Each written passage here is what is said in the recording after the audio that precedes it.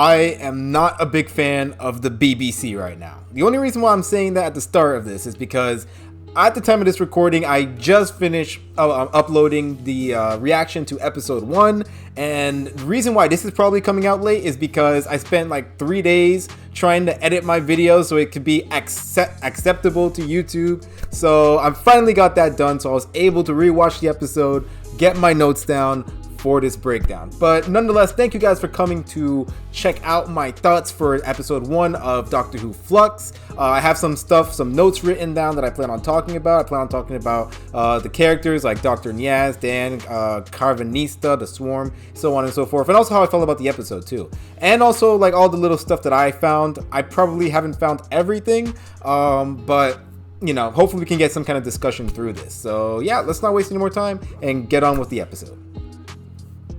So I want to start off with talking about how I felt about the episode overall. And I'm going to start off negative just to get that out of the way, and then I'll start talking about the stuff that I did like. And there was a lot of stuff that I did like. So the first problem I have is something that you guys have probably heard by now. It's the fact that this episode just felt so bloated. Like, there was a lot that they tried to fit in this episode, and the majority worked, but there were a lot of awkwardness that brought the episode down a lot.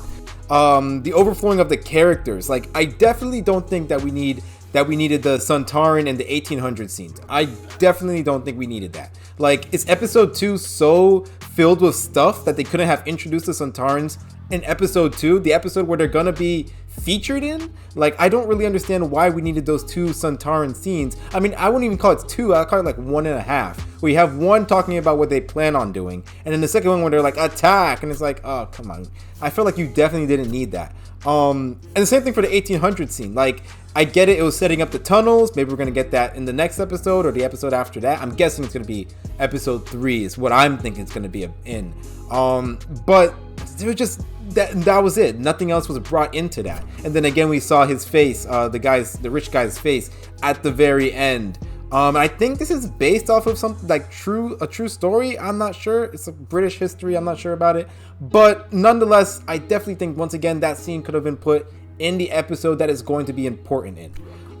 Really, I think these 2 scenes should have been, because I don't get me wrong, when we got to the end of the episode and they started showing all those faces that was shown during the episode and basically going like, all right, these are all the pieces that are going to be laid out for you guys, and then we're going to be exploring more as we go along. I was fine with that. Like, seeing Karvanista's face, the new fam's face, the Swarm, and then so on and so forth, I was fine with.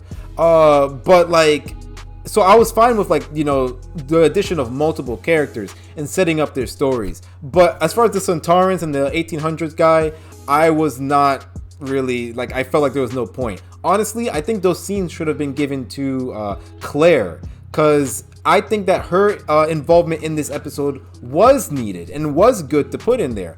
But I felt like that she suddenly came out of nowhere. And I think a more another scene, like at the beginning, showing Claire maybe looking at the calendar and seeing that it was Halloween and her going like, oh no, it's time. Or maybe, like, you know, she's looking at the calendar, she goes, oh no, it's time, and then she looks down at a sheet of paper and she goes, and she sees like a note written by the doctor or something. Like, she reads it, she sees a note, and at the bottom of the note it says like dash doctor. Then we've been like, oh, okay, so she has some kind of connection with the doctor. And then after that we get that scene where she meets up with the doctor and we get all of that stuff. I think that would have been a lot better, and it would have felt a lot less like just shoved in there, because when she arrived I was just like, oh, okay, all this stuff is happening. And we're gonna get to Claire, and I love what they're setting up, but it did feel awkward, and I think that it needed that one more scene. And I think cutting out the Sontarans and the 1800s and giving that scene to her would have been a lot better. Then after that we get all that other stuff later on in the future episodes. Another thing I didn't like was the cold open. I talked about in the reaction, I like the look of it. I wish that we got that planet as a whole episode, but you know, having it as a cold open, yeah, sure, whatever, that's fine. What I didn't like was, first of all, the exposition was absolutely dreadful. Like, it was horrible. I was just spacing out, trying to keep up with what they were saying, but like just getting like, just my mind was just like, I never liked that kind of exposition-y talk that's like, oh, did you have to exposition, and like maybe that stuff works for like more human-based shows, like I don't know, a cop show or something like that. But when you have it like in a sci-fi show or like a fantasy show where they start just like blabbing out names that you're just like, what? It doesn't work, and it just like it completely makes the audience just zone out. So I thought that was an absolute dreadful beginning to an episode. I did like the handcuffs though. I thought that was a really funny gag. I thought that was really good. The chase scene was a bit so, but like the actual like, you know, handcuff gag and going like, oh, I might have set this up when I was the 12th Doctor, and then her like doing a Scottish accent. I really liked that. I thought that was really funny. Also, I didn't catch this because it was during her whole exposition talk, and I couldn't really understand her because of her accent, funny enough. Was the Nitro 9, I think, was referenced. I only got that because I listened to a podcast before or while I was making these notes, and they mentioned it, and I was like, oh, Nitro 9, and I understood that because that was like Ace's bomb or something like that. I didn't watch the 7th Doctor stuff. I just know that from the book, the At Childhood's End, where funny enough, the 13th Doctor and Ace teamed up. So yeah, that was a pretty cool little reference. I didn't understand what she was saying, and I also didn't really care, but it was cool to hear Nitro 9, or it was good to know that she said Nitro 9.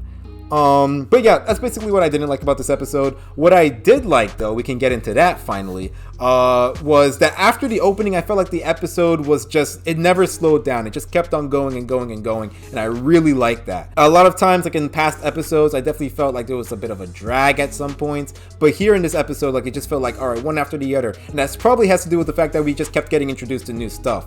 Which, you know, is that a good writing tool? Is that not a good writing tool? I'm not sure, but I was not bored, which was, you know, the main thing.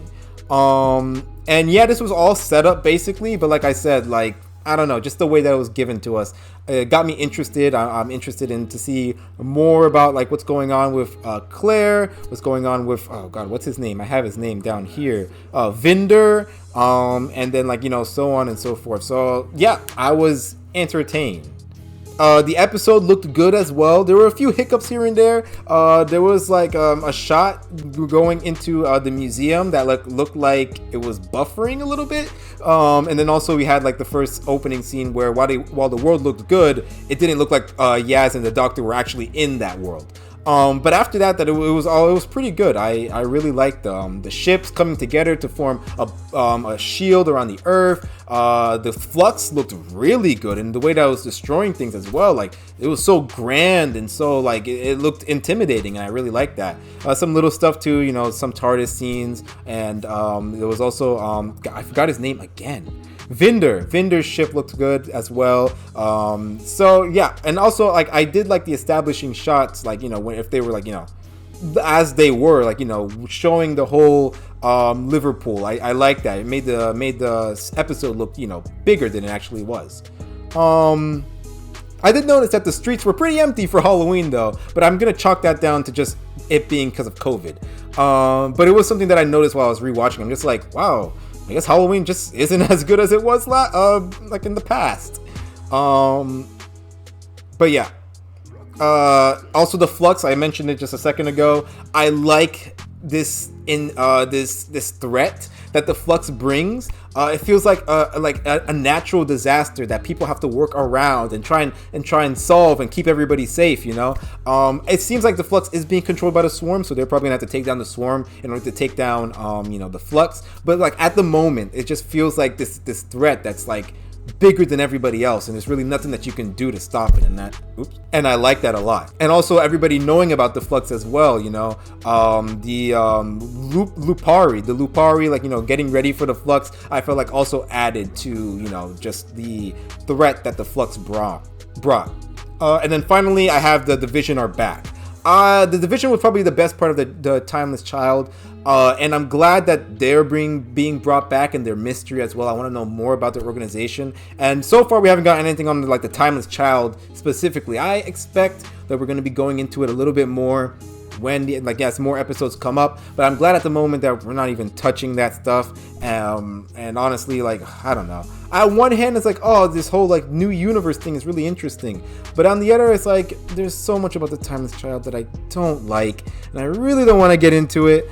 They of course mentioned like her past lives with the Swarm, like the Swarm and the pre-Hartnell doctors were going at it for years. So they did mention that, but like I'm just glad that she wasn't going like, hey, what do you know about the Timeless Child, and what do you know about whatever the heck that, you know, surrogate mom / torture scientist that brought the Doctor to Gallifrey. Who is she? Tell me more about her. I'm glad she didn't ask any of those questions, and rather instead we're focusing on the division itself as an organization.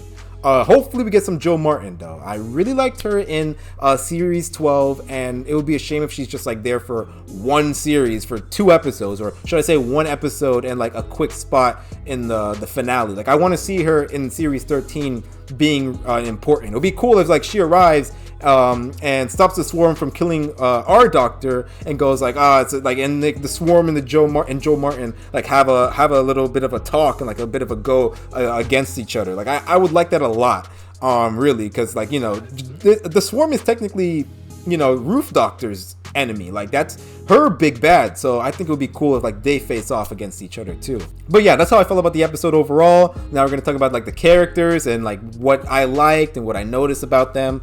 Starting with Doctor and Yaz, I want to start off by saying that I can definitely see a stronger relationship with the two, mainly because Yaz is actually getting to do something as opposed to just ogling the Doctor in the background and not really doing anything. There is still that space between, and that could be intentional. In fact, like, it's not like they don't have like a established relationship. It mostly feels like, in a way, kind of just a tiny bit abusive in a way, because like Yaz wants to know more about the Doctor and like, you know, ask if she's okay, and the Doctor deflects, which that by itself would be okay, because, you know, she's not entitled to the Doctor's secrets. But when the Doctor went like, hey, didn't I take you to all these places? Why are you asking me all these questions? Why are you trying to get all this information from me? It just felt kind of abusive, which if that's the kind of air that they want around this relationship, then I guess go ahead. But if that's not, then, you know, you might want to have some good, you know, wholesome moments between the two of these guys. Otherwise, their relationship is going to come off as a bit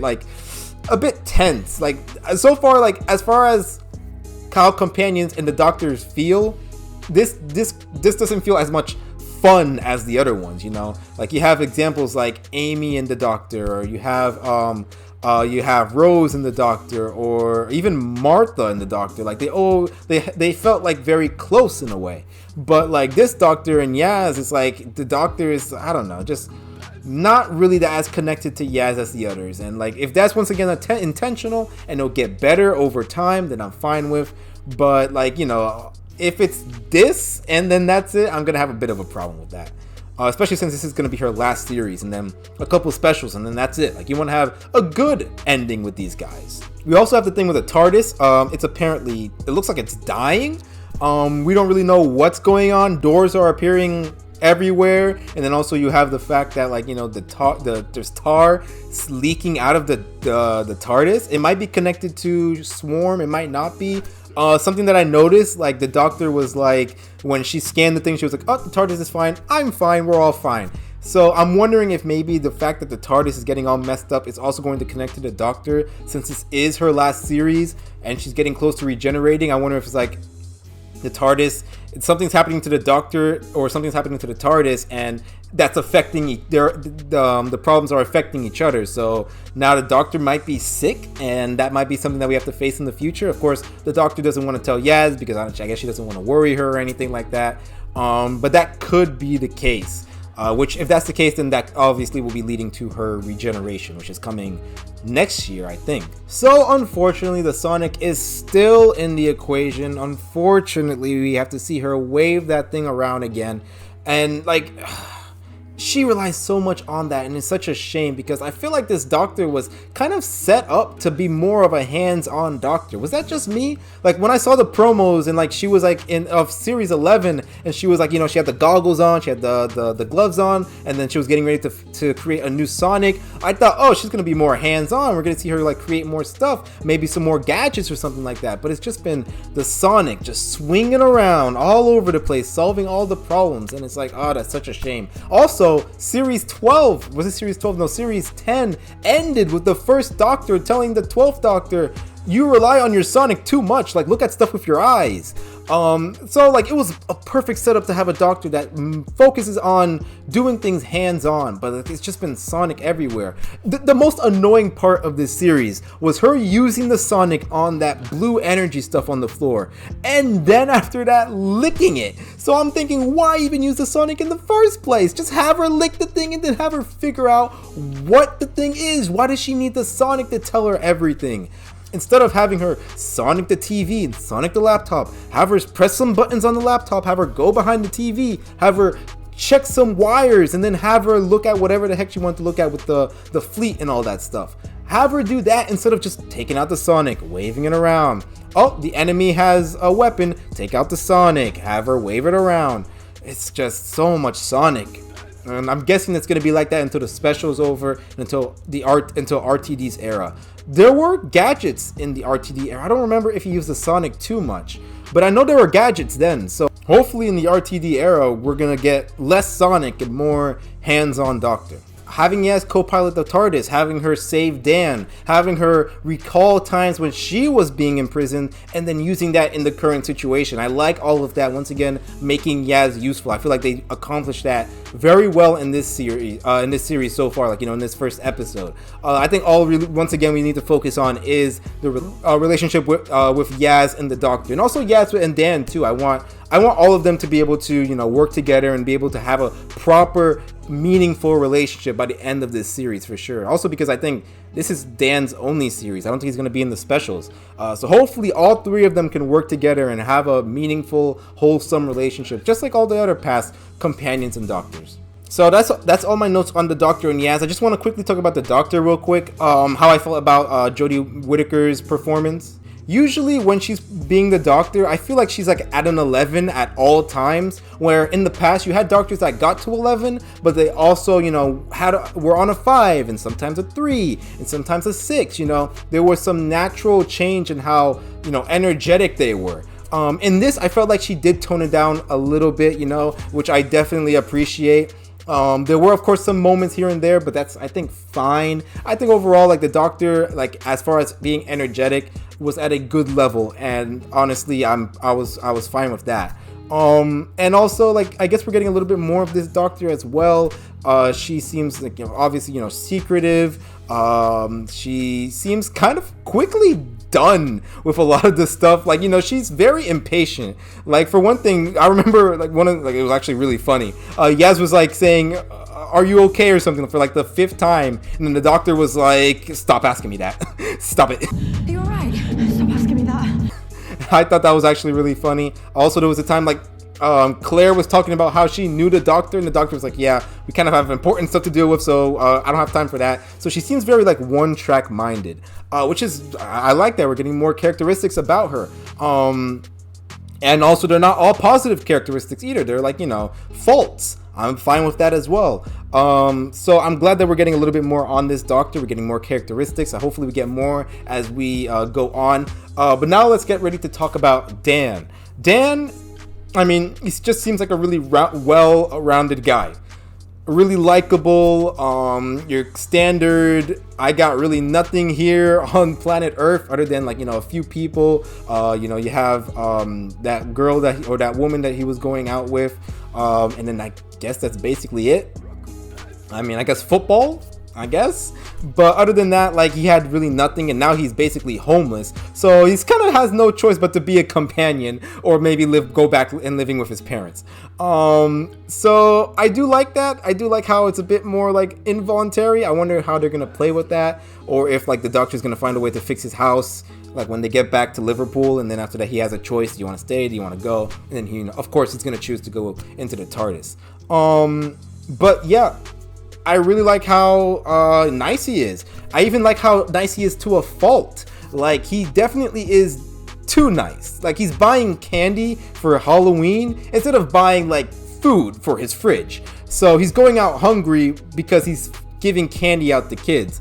And like, you feel you go like, okay, so you see that he's a bit too nice. I wonder how that's going to play out in the future. Is he going to get tricked by the bad guys? Is he going to help somebody, but like it's going to hurt himself? Maybe that's how he's going to, maybe he's going to die at the end of the series, because we know he's not going to be in the specials. So maybe that's going to be because he sacrificed himself.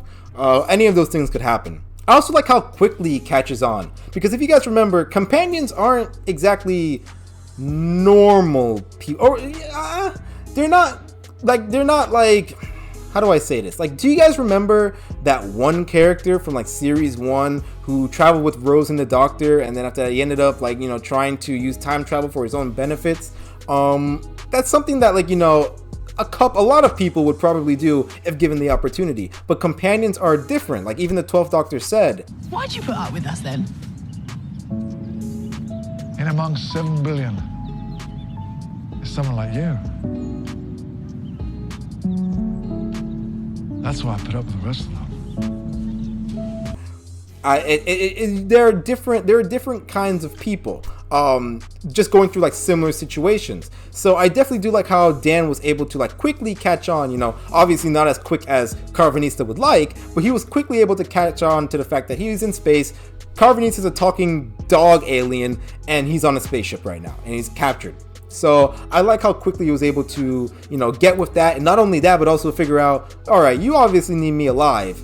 You know, so what the heck is going on? I did think it was kind of weird that Dan was petting Carvanista. Like, even if you didn't believe that Carvanista was an alien and you thought it was just a regular person, the guy broke into your house. So why are you petting him? There's some times where I feel like Chibnall's writing kind of gets a little weird, which is a shame, because, like, you know, he's actually, like, when it comes to a lot of, like, you know, his writing, it definitely feels like they're talking about like real people. But I don't think a real person would like pet somebody who broke into their house. They'd be like, holy like, I need to get my gun or my bat or get to the phone and call somebody, you know, not go like, oh, you have a pretty impressive costume, that's really interesting, you know. It was a bit strange.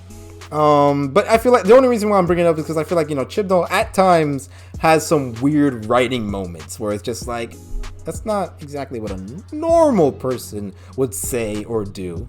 I like his introduction to the TARDIS as well. He's seen all this weird stuff, talking dogs, space, that when he sees, like, you know, something bigger on the inside, he doesn't give this whole giant moment going like, wow, you know. I mean, remember, was it Revolution of the Daleks, like the recent special, where like it felt like they were like giving this grand shot to the TARDIS like 3 times in one special? Like, they didn't do that here. It's like, oh, he's in the TARDIS, it's like it's bigger on the inside. It's like, yeah, I could see that, definitely. And after he mentioned how he had a mate that had one just like this, or it might have been bigger, and I was like, what? That doesn't make any sense, but maybe that means something. Maybe he saw a previous doc. I really doubt it, unless he got his mind wiped afterwards. But like, I don't know, it just seemed, maybe this is something that people in Liverpool do. I'm not sure, but yeah, I thought it was kind of funny, but at the same time kind of weird to say that. And then of course we got that moment that you get with a lot of companions, especially ones that are kind of like thrusted into, like, you know, crazy situations. Some examples like Martha, Donna, Clara. I don't think Clara. No, not Clara. Maybe like Victorian Clara. Because she, like, you know, she was standing on the clouds, and that was pretty magical and stuff like that. And then so she saw the TARDIS as well, and she was like, whoa. But yeah, those moments where it's like, okay, you can definitely see that he wants to be a companion now. So he got that moment where he got to look at space and just be like, wow. So I definitely think, I mean, I definitely know that I really like that scene. And I just like scenes like that where you see the companion, like, you know, they're just like, it's a shift, like, I kind of want to travel with this person now. So yeah, I like that a lot. Oh yeah, and then finally, Diane was taken by the Swarm's sister, and we have no idea why. Could it be because Diane is important? I feel like that's a little bit like, you know, convenient because, oh, the Doctor just so happened to save Dan, who just so happened to be connected to Diana, who so happened to be important to the whole Swarm and Flux thing. So it might be the fact that she was taken because she has a connection to Dan. So she might be some kind of like damsel in distress. She might end up turning, maybe they'll infect her mind or something with like their psychic powers, and then Dan is gonna have to fight her. I don't know, but we're gonna have to wait and see. I didn't really have a section for Diane because she didn't have that much importance.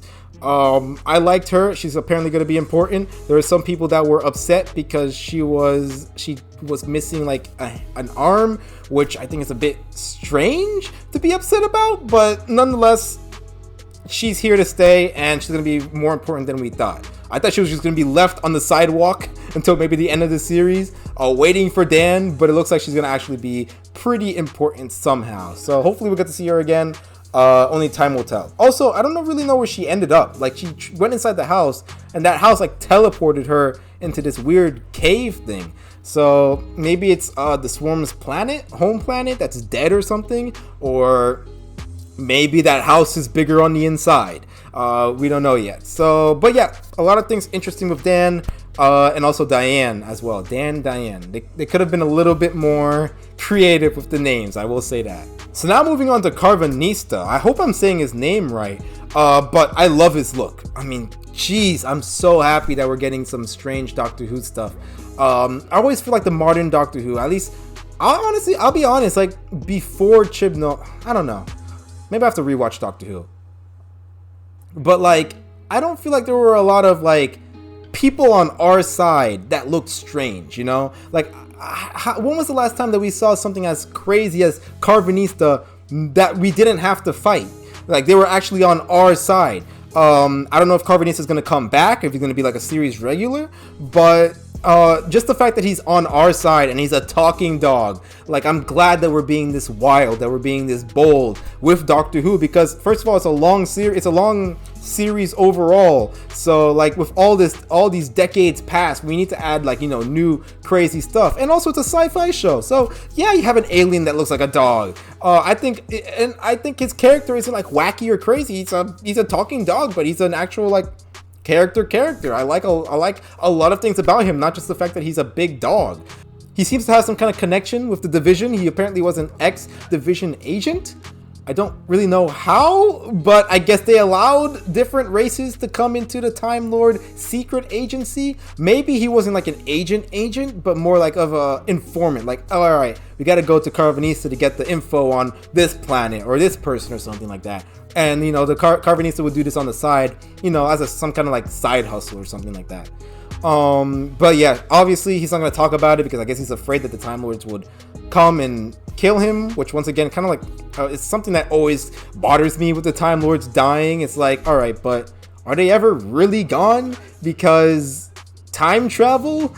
But somehow they were able to do it with the Time War. So I guess, I mean, even here, it kind of leaks everywhere because the Gallifrey is gone, but we had that episode with the Roof Doctor and everybody like meeting with the current people. So it's like, yeah, Gallifrey is destroyed, but Gallifrey is at the same time not really destroyed because it's time travel. You can just go back to another time in Gallifrey. Maybe you can't time travel in Gallifrey. Maybe that's like a rule that even the Doctor follows. I think I remember a comic where I think it was it the Lost Dimension? I think it was the Lost Dimension, where the 11th Doctor traveled to ancient Gallifrey, and he was like, oh, I am not supposed to be here. This is not supposed to be happening. And then I guess they were trying to make the 11th Doctor the other, and that was a huge thing. And then, I don't know. But I like that comic series a lot. And I guess it did tell us that going into Gallifrey, time traveling in Gallifrey is a no-no. So I guess that's why the Doctor doesn't do that. But focusing on Karvanista, hopefully we get more of him, more episodes with him in it. I do like the Lupari. I like how they have this bond with humanity, and like they feel honor bound to save them. So like they have 7 billion Lupari coming in to save all of the humans and bring them to who knows where. But the problem is like they're doing it like forcefully and without actually explaining things to them. So that's why it comes off as a bit weird. I like that. I like that concept a lot. And yeah, I like how Carvanista has this, he feels like it's a part of his honor to help humans, but he doesn't like humans because they're annoying and stupid. So I do like that a lot. And I get, it does explain why he's like so aggressive with Dan, like, I'll exterminate you, I'll kill you. It's because like he obviously won't, but like he really just doesn't want to have anything to do with humans. But yeah, it's just a good insight on other races, and I'm glad that for once a whole bunch of ships are coming to save humanity and not take them over. You know, there was also something interesting. It's the fact that the Lupari seemed very prepared for the Flux. I know Carvanista said, oh yeah, we don't really know that much about the Flux, but they have ships that are specifically designed to protect them against the Flux. So maybe there's somebody on the higher rank that does know what's going on, but is being like all hush hush about it and is giving the information that they need.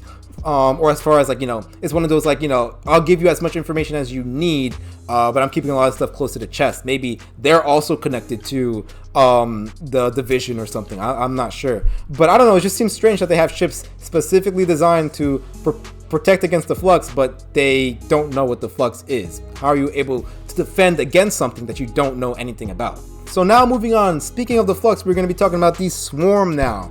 And I am probably going to sound like a huge fanboy for no reason, but I really like the Swarm. I think they did a really good job. The design, the setup for the character is very good as well. The actors, apparently there were 2 people that played the Swarm, and we'll get into that. Like, I mean, I guess I'll talk about it now. I guess it's because like the Swarm took that regeneration energy and absorbed himself. So what they did was, you know, they actually had him go through regeneration. So that's why he has a completely new actor after he's done regenerating, which I think is a good touch. I think I really like that attention to detail.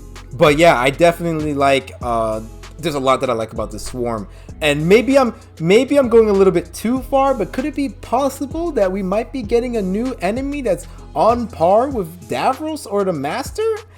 Maybe I'm going a little bit too crazy here, but the thing is, it's a possibility, because what makes Davros and the Master so iconic? It's the fact that writers continue to want to write stories with them in it. So if they make the Swarm really good, other writers are going to come in and be like, hey, we want to do something with the Swarm too. Hey, we want to do something with the Swarm too. And, you know, over the years, it could be possible that the Swarm does reach Davros or Master levels. Which I honestly really hope for with this series, because it's like Chibnall so far has been a pretty rocky, but if he ends up creating like a very iconic villain for like future generations to be like, oh, the Swarm, like I think that'll be a pretty good A+, I think. But yeah, I could just be me being like very fanboy for this villain that I've met once, but I just see a lot of potential with him, and I like his look, I like his attitude, I like how the actors are portraying him. So I mean, like, there's just so much possibility with this character, and the fact that we're going to be getting him for multiple episodes, not just a one-off, but multiple episodes. There's a lot of time to give this character that weight and that presence that could eventually have him reach Davros and Master level. Obviously, if he does get to Davros or Master level, it's not going to be in this series. Like I said, far in the future. Like, if they continue to write him, like if Chibnall, you know, paves the way for future stories, I don't see why not. Like, why he can't like continue to have stories, unless, like, I guess if the Doctor kills him in this series, which is a possibility, I guess, but hopefully not. Hopefully we get to see him again 20 years from now, you know, and I'll be geeking out then too. But we see that he's a prisoner of the division in the Burnish Rage Battleground, whatever the heck that means. I have no idea. We see that he has psychic abilities as well, similar to a Time Lord. I saw one theory, or I saw like the title of one theory, that could it be possible that he is a Time Lord himself? No, obviously it can't be that, because his sister also looks like all crystalline stuff. So I don't think that's a possibility. But it is interesting that he has a psychic ability similar to Time Lords, and also he's able to, like, you know, use regeneration once he absorbs it. But I'm pretty sure a lot of villains can use regeneration energy once they absorb it, so I guess it's fine. I wonder if there's a connection between the Doctor and the Swarm, because the Swarm said something like connection reestablished or something. So I wonder if the Doctor and the Swarm have this like plane of existence in their mind that they go into every now and then and have conversations with each other. I think that would be really cool, and I think that'll set up a lot of good moments between Jodie and the Swarm. There is that worry that they'll do it a little bit too much, and like it'll start to get really annoying. Like, oh, for God's sakes, we're back here again. We get it. You guys are enemies. Stop talking to each other and do something. Hopefully they don't overuse this if this is the case. But it would be pretty cool if like the Swarm knows what the Doctor is doing because of this psychic link. Maybe the Doctor can turn that around and find some hints towards what the Swarm is doing with this psychic link. Like, there's a lot of possibilities that they can do with this writing tool. I mentioned how the Swarm is like a big enemy for pre-Hartnell Doctor, which is why I want Joe Martin to return, because they could have that confrontation. And then I also have the Arctic. We see that there's a couple scenes with these two people. I'm guessing that they're maybe in a relationship, and basically they're living in the Arctic, and I'm guessing they were given like this communication device from the Division to be noticed when the Swarm broke out of his prison. And then we find out that the sister is apparently the woman that is in that Arctic cabin. We're not really sure what it is yet. I'm guessing that this is similar to what happened with Joe Martin. It's similar to Joe Martin, but not completely like that, because Joe Martin, like, you know, I keep saying Joe Martin. The Roof Doctor voluntarily took out her memories, but in this case with this woman, she is actually forced to get all these memories taken out. So she's living this fake life as a way to keep her imprisoned, where the Doctor was living this fake life as a way of witness protection. Nonetheless, it would be pretty cool if that is the case, if like this is a trained Time Lord Division method that they do with people, and they have them like, you know, live these fake lives so they can stay docile and they can stay compliant. They can, like, you know, comply with whatever the Division needs them to. And I guess they gave her a fake face too. Don't know how that's possible. Maybe they forced her to regenerate into a human. But yeah, I'm guessing that the Division plopped her into some random point in time, and then we see the Swarm rescue her.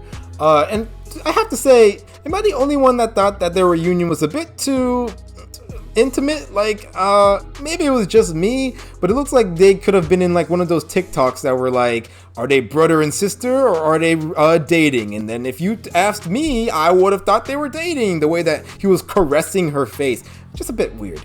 But nonetheless, they're both together now, and I guess they're going to, I don't know what their plan is. Destroy the world, destroy the universe, rebuild it, something like that. Hopefully we get some more character development, character moments with the sister in the future, hopefully really soon. But they seem to be both doing not their own thing, but like, you know, they're the Swarm is doing one part of the plan and the sister doing the other part of the plan. So maybe we'll see the sister only in the next episode, or maybe we'll see them both together. Obviously, I don't know yet. But yeah, quickly talking about the Flux, it seems that the Swarm has a connection with the Flux. He's able to control it. Not only that, but the disintegrating effect that the Swarm has is something that the Flux has as well. So they seem to be coming from the same thing. So whatever his master plan is, I was wondering, like, is the Flux like its own natural disaster, or is the Swarm controlling it? And it seems like the Swarm has some kind of plan with the Flux. We're not sure yet what that's gonna be. But whatever it is, like, I'm really excited. The Flux seems like very intimidating. It seems like just like this force that not even vortex energy can take care of. So I'm interested to see more for sure. Next, we have Vinder, or should I say Serving Commander Inston V. Vinder of Casto Winfer Foxfell. A lot of us thought that he was going to maybe be a pre-Hartnell Doctor, and then after that he'd like interact with our Doctor, and then it'll be similar to Joe Martin's interaction with the Doctor. But this guy seems like he's his own person, unless even he has some kind of chameleon circuit nonsense going on with him too. We don't know. But he seems to be operating in Observation Outpost Rose, which, like, if you have Rose in your episode in some kind of title or some way, people are automatically gonna think Rose Tyler. So there has to be a connection. Otherwise, I don't know why you would even think to name an outpost Rose. Like, it seems a bit strange to, if it's like, oh no, it's just a regular outpost. It's like, really? Then why name it Rose? Like, you could have named it, I don't know, Sunflower. Why would you have to go with Rose? But he seems to be just like, you know, set there, and he's just supposed to watch and make sure everything's okay, I guess. He obviously doesn't like that, because he might like the view, but he doesn't like the fact that nothing happens. And he's been there for a while, more than a year, because he said like he's been there for like, what was it, like 700 or 7,000 circles or whatever. Status report rotation number 21,754. Everything remains as per my previous 21,753 reports. It was, which could be years, or it could be days, or it could be months. Nonetheless, like, he's been there for a long time. In the Torbis section, so whatever that means. I know we're definitely gonna see more of him. He's one of those characters that, like, you know, we got that shot of him, so obviously he's gonna be important for the rest of the series. There are a lot of characters in this series. Hopefully Chibnall knows how to juggle all of them, but we're gonna have to wait and see. Finally, we have Claire, and I already talked about how she was introduced suddenly and how I felt like she should have had an extra scene before meeting the Doctor. But we saw her with the Angel, and I think it's just so. I mean, I get like looking away once, but looking away like 3 times is a bit much. And then blinking afterwards, it's like, you know what the angels are, so why are you doing all of this? Like, just look at it and go. I wonder also why she resisted, because she knew what was coming. I guess maybe it's just like human nature. It's like, okay, I get that I have to go back into the past because, like, you know, timey-wimey stuff, but at the same time, it's like, I don't want to go. I'd rather stay here with my friends and family. So I can kind of get that, but at the same time, it's like, you already know what's coming. Like, there's nothing really you can do. But yeah, nothing else really to say about her. She's going back to who knows when. I don't think we're gonna see her next episode. We're gonna probably see her like later on, maybe episode 4, episode 3. I don't know. There's a lot to cover, like I said. But yeah, other than that, the only thing I have to say is the Angel came out like pretty much out of nowhere. There was no really setup for it, which I guess is okay, maybe. But I wonder if they're gonna have a like, you know, a part to play in the Flux. Are they important somehow too? We don't know. I mean, yeah, because they even got a shot. Like, we got the shot of the Angel again, so there must be some kind of secret going on that the Angels know or something. Who knows? But yeah, at the end of the episode, we saw the TARDIS doors open. One opened showing the Flux, and then there were 2 other doors that opened showing like nothing but like light. And I'm wondering if maybe they're gonna, the companions are gonna jump into one of those doors, and then they're gonna be able to get away at different points of time, and then that's gonna be important somehow. Not somehow, but that's obviously gonna be important. But yeah, that's basically it. Something I definitely got from watching this episode twice was that the episode definitely didn't feel finished, which I think is obviously by design. This is a completely new format from the regular Doctor Who, so I understand if some people are just like a little bit hesitant with how this is. There was a lot of setup, like they said, and while I do think that they kind of did mess up the format a little bit, I am happy to see a new format for Doctor Who, period. So I'm excited to see where this goes. It honestly feels like a movie, if I have to say. Like, I'm supposed to watch these, like binge all of these, like I'm watching a Netflix show. But obviously that's not the case. It should be like written like, you know, once a week thing. While I do like it for this episode, I do hope that in the future episodes they do feel a bit more like a beginning and end. For at least like the base story, you know, there's a base story and it has a beginning and end, but of course the overlaying story of the Flux and Swarm and all that stuff is still something that'll be hanging up in the air until the finale. But yeah, like I definitely did feel like I should be like watching the next episode because it's a binge show. Which if I was, then I think a lot more people would be happy because, you know, they finished this big to be continued. Watching the next episode right away would maybe fix that. But yeah, overall I think I give this episode out of 10 probably a 7. just above average. So a 5 is average, so just above average. I think it's really good. Mainly because compared to season 11 and series 12, this definitely picked up the pace a lot more, and I like that a lot. Still some stuff that they need to fix out, but overall a really good episode. So I would love to hear, if you guys actually finish this whole video, I would love to hear what you guys thought about the episode down in the comment section down below, and my discussion as well. What do you agree with? What do you disagree with? All that stuff could be, you guys can tell me about it, and it'll be good to interact with you guys. Alright, other than that, thank you guys for watching. I'll see you guys for the next episode coming out Sunday. Hopefully I can get the reaction up on Monday, and I can get the episode 2 discussion out on Thursday like I planned. But we'll have to wait and see. So thank you guys for watching again. I'll see you guys next time. Until then, bye.